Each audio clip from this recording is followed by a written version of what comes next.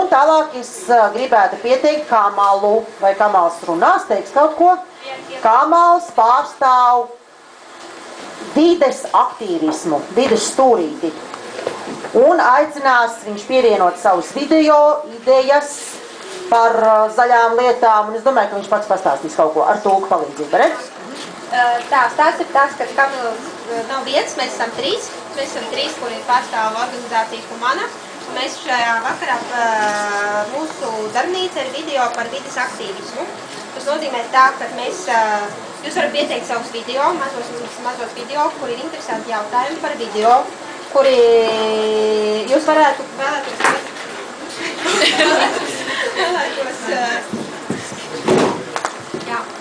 Mežā tā mēdz būt. Jā, mežā nav elektrības. Tātad par vides aktīvismu jūs piesakiet savas filmiņas, mēs pateiksim, kur viņas iesūtīt, un jūs atstājat uz lapas, ka jūs svētdien gribat nākt un darīt to, un diskutēt un parādīt, par ko jūs gribat runāt. Tad jūs varat atstāt mazas uz lapiņām idejas, par ko jūs vēlaties runāt, un tad jums vēl ir pirkstu cīņa, par ko jau tagad sākiet ēst rumšīgi, jo jums vajadzēs cīnīties. Un runājot par Kamala to stūrīti, video stūrīti, īstā diena, šodien jūs ejat piesakaties, saņemat pirmo zīmodzīgs, bet īstā diena būs 28.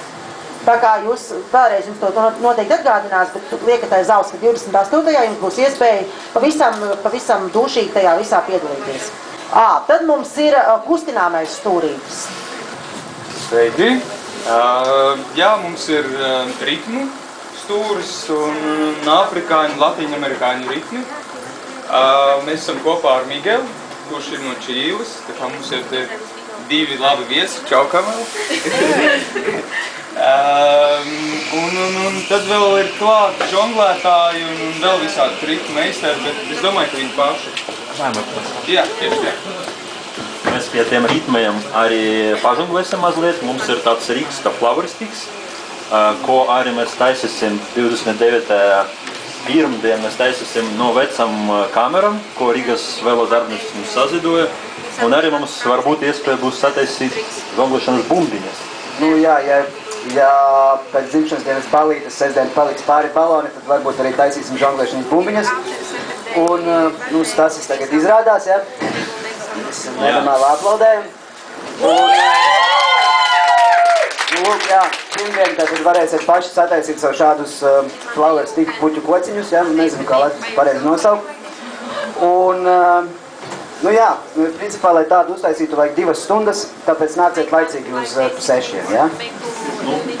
Patiesībā vajag 1 stundu un 2 stundu vajag mācīties, un mēs forši arī apgusim pamat kustības, kā uzsakt, žonglēt ar šito rīku, un jums būs pašiem iespēja iegādāties, uztaisīt sev. Uztaisīt, nekādā gadījumā, bet uztaisīt sev pašu savu rīku un ar to arī turpināt darboties, un pēc tam varbūt arī strādāt uz ielām, piemēram, vai koncertiem. Un ja jūs gribēsiet dabūt zīmodziņu vai parakstu vai kaut ko tādu savā pasē, tad ja mēs spēlēsim nenormāli populāru spēli, kas saucās Akmentiņu lec gaisā, ko visi, protams, zina un visi nenormāli gāzīs apkārt mūsu darbnīcā. Nu tā.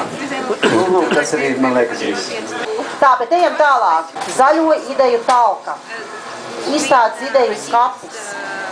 Nu lūk, un tas, ko mēs mēģināsim darīt tur augšā vienā no stūriem, tad sanāk tajā laikam stūrī, ir veidot talku tikpat produktīvu, tikpat salīdzinoši īsā laikā liels darbs tiek paveikts, bet ar idejām un zināšanām.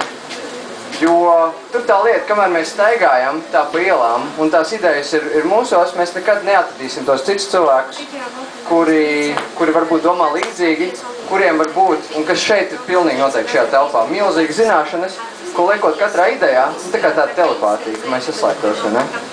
Mēs tās idejas varētu nest gaismā, vai tas būtu padarīt savu pagalmu zaļāku, vai uzsākt kādu zaļo kampaņu akciju, uztaisīt kādu pirātisko veloceliņu, kas pēdējā laikā Latvijā kļūst arvien populārāki, vai kaut kas cits.